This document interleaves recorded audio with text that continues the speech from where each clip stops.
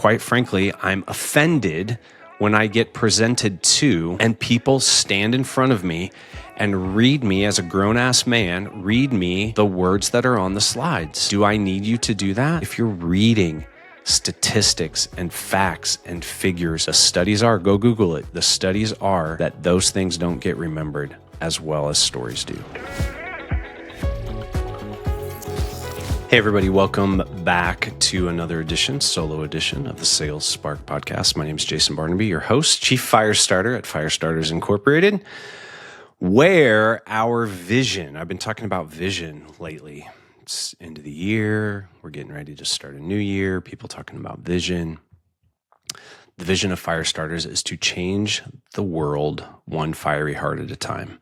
And that vision came from a time that I went to a leadership conference and the speaker asked who had a vision. Lots of hands went up.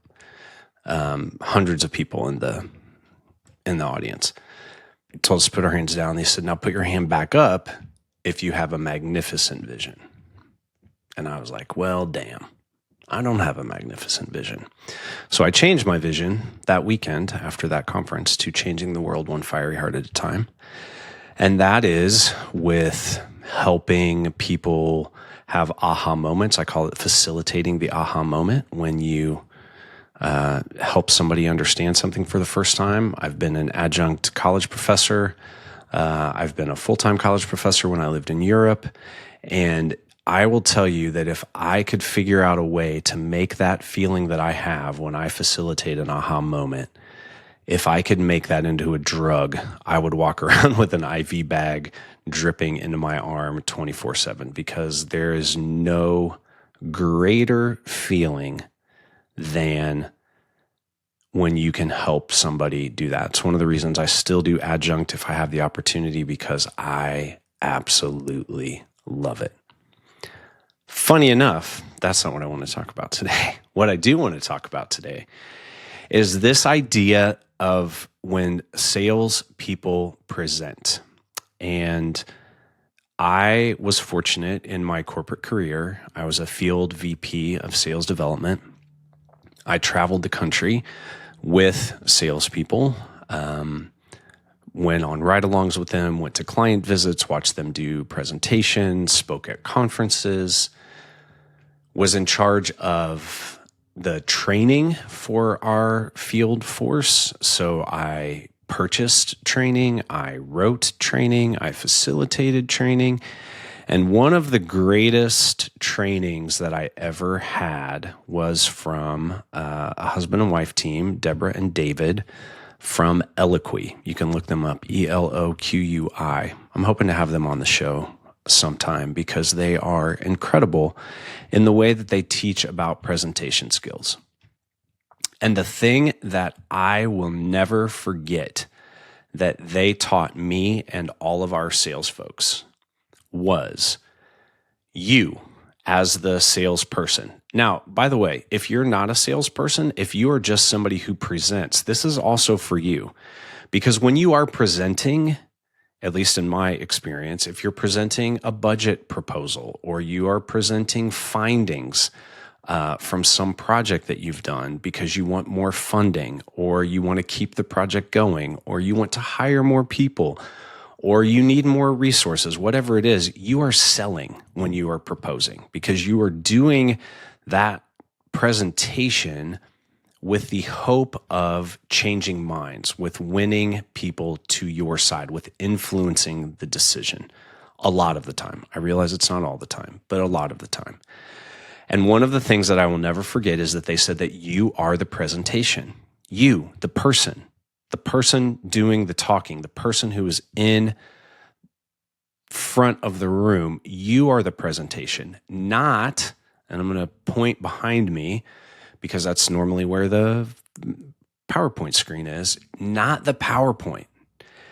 And if you are a young salesperson listening to this, do yourself a favor and don't become dependent on the deck, the PowerPoint deck that marketing most of the time puts together. I'm not faulting marketing, but often those folks who make those decks are not in the trenches. So sometimes the stuff is good, but it's a lot of times, speaking from my experience, it's a lot of information. It's a lot of information.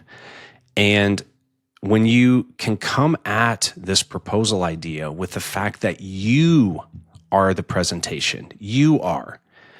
And if you don't believe me, I want you to think about what would happen if you were going to give a presentation and for whatever reason, because this has in fact happened to me, for whatever reason, the technology doesn't work.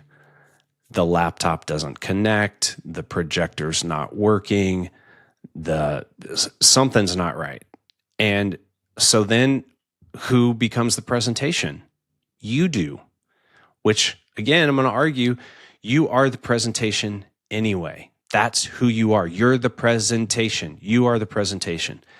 And so part of that is getting so familiar with what it is that you're presenting, that whether those slides are there or not, you can still get through the presentation.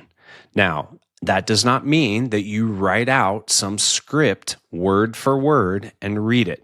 Because if you're going to do that, you might as well send me an email, and the meeting could be an email and I'll just read it. I don't need you. And quite frankly, I'm offended when I get presented to and people stand in front of me and read me as a grown-ass man, read me the words that are on the slides. Do I need you to do that? What are you adding to that presentation by reading me literally word for word what is on the slides? And so this is what I would recommend, and this is what I do when I do keynotes. Very few words. If the words are there, it's usually a quote of some sort with some sort of a picture, because I do my presentations and I do my keynotes. They are a series of stories, and you can look it up. Stories are things that people remember, people engage with them. There is a higher remembrance of things that are connected to story. I teach a storytelling class. I've seen this firsthand. If you are a sales leader who is listening to this, I would recommend that you hit me up and we can talk about what it would look like for me to come and teach your sales team about storytelling.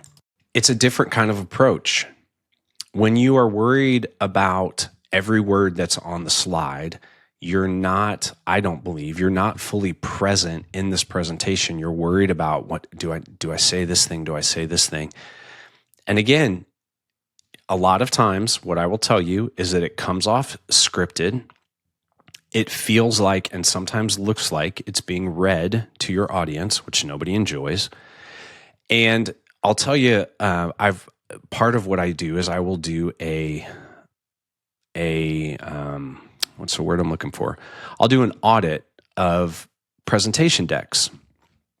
And from one of my clients, I got a deck once. It was 45 slides long, to which I asked the sales team, I said, how long are your presentation meetings typically? And they said an hour. And I said, you have 45 slides for 1 hour. And they're like, yep. And as I started clicking through these slides, there was one slide that had, and I'm not kidding, it had 5 major bullets, okay, on one slide. And underneath each of those 5 bullets was 3 sub-bullets. So 15, 20 bullets. I don't know if I did my math right. Anyway, you get the point. That's a lot of information. That's too much information, way too much information. And, you know, people are like, but they need to hear this or they need to hear that.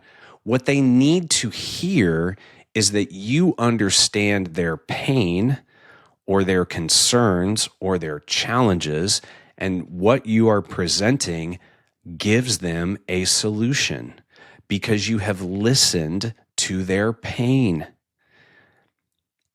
So if you're not listening, you're probably not doing presentations this way. If you're a show up and throw up kind of person, if you're a commodity based, we only sell on price. We're going to talk about that in 26 because I think that's BS. I understand that that's a thing out there, but there are some other things that are things, which we'll get to. I'm getting ahead of myself. If you remember nothing else from this short podcast, remember that you are the presentation. You are. And what you have behind you is there to enhance your story, to enhance your point. You should be able, and you should have worked through and practiced this enough that when you see whatever comes up on the slide, you know exactly what you're going to say. If you don't, I would argue that you're not prepared. And if I came and said, I'm turning off the PowerPoint projector, and that made you freak out because you would not know how to present without it, because you rely on it for all the information that's there, to me, that also means that you don't really understand what the client needs and what your job is there with that client. So, can I challenge you in as you move out of 25 into 26 to, if you are a 30, 40 slide deck for an hour meeting, could you cut it in half? Okay, could you cut it could you cut it by a third? And could you spend a little bit of time getting yourself familiar, telling a story that is going to draw that client in and help them see within the story that you are a guide to make your clients the hero? That's the goal. And when you look at most presentation decks, when you look at most websites of companies, typically the way that is presented is that we are so great, and if you would just bring us in, let me show you the things that we do. And one of the things, and I have one of these on my website as well, is all of the brands that I've worked with. I do think that that's important to have. But if you're leading with that, you're missing something. And so I would challenge you to find out new ways for you to really embody and be the presentation in 26. I do individual coaching for stuff like this. I do coaching for sales teams for things like this. I teach a course for salespeople in storytelling. And it's incredibly effective. And when you start to, and it's a mindset shift, it's something that has to change, you will see a difference. You'll feel different presenting, because it's not just, reading all the words. I have a friend, I just remembered this, a friend of mine who works at the company where I used to work. He has this gargantuan, it's like a two-handed coffee mug. And he's got a meeting that happens, I think, every Monday. It's like an hour and a half long meeting, or at least it used to. And he would go into this meeting, and on the cup it says, "This meeting should have been an email." And so ask yourself, could my presentation have been an email? Can you take a bunch of the statistics and that stuff and put it in an appendix at the end? Reference the appendix. If people really want to know about it, they're going to go do it. But if you're reading statistics and facts and figures, the studies are, go Google it, the studies are showing that those things don't get remembered as well as stories do. So remember, you are the presentation. And what is the one match that you can strike to help you be a better presenter coming into the end of 25 and into 26? Strike the match. Fire always wins. Peace.